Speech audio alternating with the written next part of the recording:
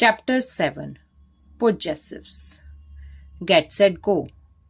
In the sentences, Meera likes to eat her cereals. The word her shows that the cereals belong to Meera.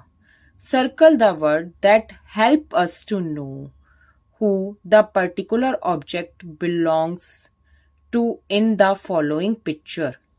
This is my bag. It is her milk. We love our school. Sean lost his pencil. Learn with me. Read the following sentences carefully. 1. This is my favorite book. 2. Her shoes are very colorful. 3. The cat licked its paw. 4. Our garden is full of flowers. 5. Their house is next to ours. 6. It is your food.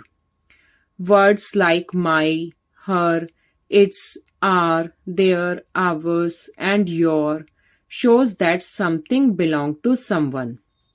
Words like our, your, and their tell us that something belongs to many people. For example, when you say, "This is my chocolate," you means to tell that the chocolate belongs to you. When we say, "This is our school," we mean that we all study in this school. These words are called possessives. Learn with me. Possessive pronouns. We use possessive pronouns to show who owns something. They are not followed by a noun. Examples. Whose crisp is this? It's mine.